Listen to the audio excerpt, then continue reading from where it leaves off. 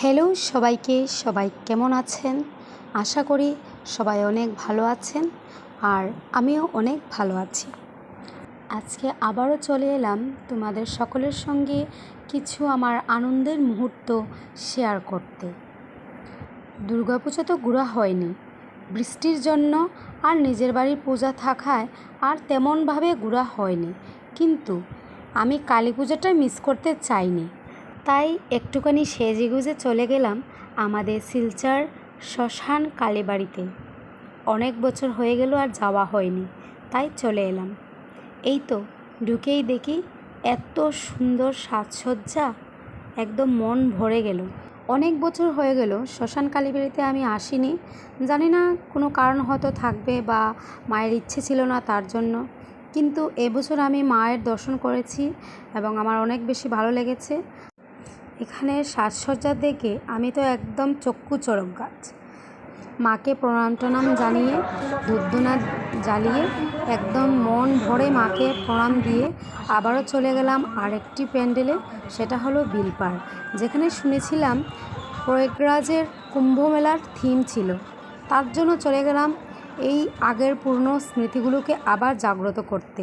কেননা আমি কুম্ভ মেলাতে গিয়েছিলাম, সেখানে গিয়ে কি কি হয়েছিল সব কিছুই তোমাদেরকে আমি জানিয়ে দেব এবং কিছু কিছু ভিডিও ক্লিপ আছে তোমাদের সঙ্গে শেয়ার করব আস্তে আস্তে।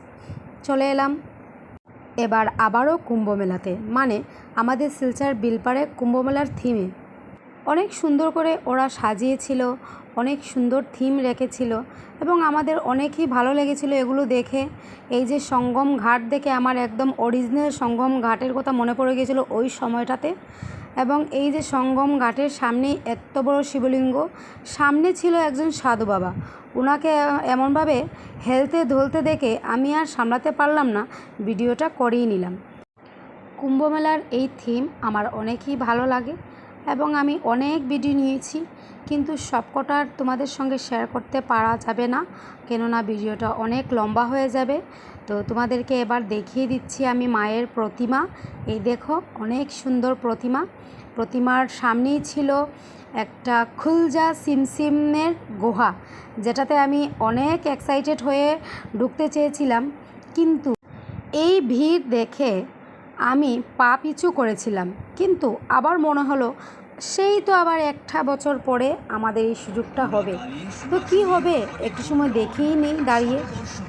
কি আর বলবো বন্ধুরা, 1 ঘন্টা লাইনে দাঁড়িয়ে আমি এই থিমটা দেখার জন্য অপেক্ষা করেছিলাম।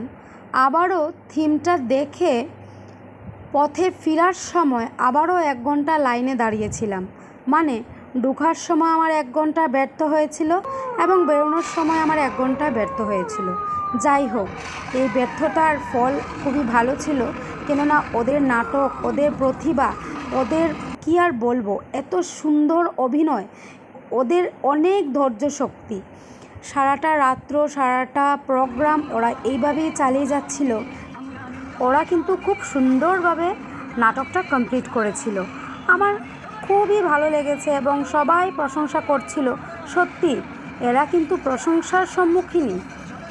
সারাটা রাত্র এইভাবে প্রোগ্রাম করা, সত্যি ওদের অনেক ধৈর্য শক্তি।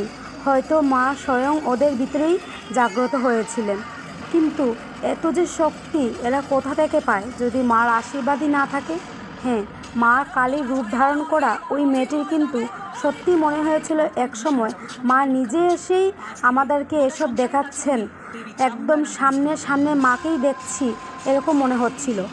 অনেক প্রতিভা, অনেক ভালো লেগেছে, তার জন্য তোমাদের সঙ্গে আমি শেয়ার করে নিয়েছি। তোমরাও দেখে নাও যারা যারা দেখোনি। আর এটা ছিল আমাদের 3 নম্বর প্যান্ডেল। দেখো অনেক সুন্দর, আর কতগুলো পাখির আওয়াজ তোমাদেরকে শুনিয়ে দিচ্ছি।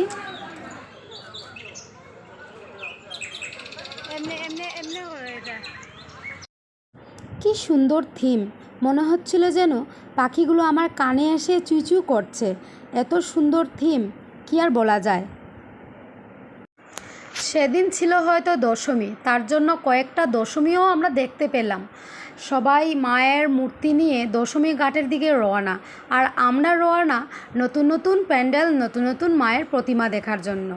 আর রাস্তার লাইটিংগুলো এত সুন্দর, এত সুন্দরভাবে সবার বাড়ি ঘর, বিল্ডিং, গেট সব কিছু এত সুন্দরভাবে সাজিয়েছিল, কি আর বলা যায়। দীপাবলি মানেই বাজি ফাটানো, প্রদীপ জ্বালানো, লাইটিং, টুনি, এগুলোর মানেই হলো দীপাবলি। কেমন যেন দিনটা খুব তাড়াতাড়ি চলে গেল। তো আমরা আস্তে আস্তে রওনা দিয়েছি নতুন আরেকটি প্যান্ডেলের জন্য। আর রাস্তা দিয়ে যেতে যেতে এইভাবে বিল্ডিংগুলোকে সাজানো দেখে আমার অনেক বেশি ভালো লেগেছিল। মনে হচ্ছিল যেন আমি কোনো মেলা মাঠে চলে এসেছি। এত সুন্দর হয়ে যায় যে পুজোর সময় রাস্তাঘাটগুলো, পুরো শহরটাই যেন ফুটে উঠেছিল আকাশের তারার মতো। এই যে দেখুন কি সুন্দর টুনি সেট লাগানো। ঠিক আমরা এইভাবেই চলে গেলাম, একের পর এক মূর্তি দেখতে দেখতে চলে গেলাম আমরা মালুগ্রামে। আর এখানে দেখতে পাচ্ছেন রাম মন্দিরের থিম রাখা গেটে। আর খুব সুন্দর একটা টানেল, হাফ টানেলের মতো করেছে ওরা।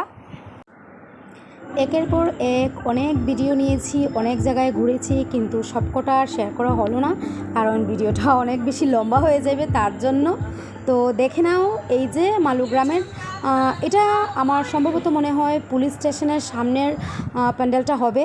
আর সবচেয়ে থেকে ভালো লেগেছে আমার এই ঝুমুরগুলো, লাইটিং অনেক অসাধারণ হয়েছিল। আমার তো খুবই ভালো লেগেছিল, মনে হচ্ছিল যেন আমার ঠাকুরঘরে এরকম একটা সেম টু সেম একটা ঝুমুর বসিয়ে দিই।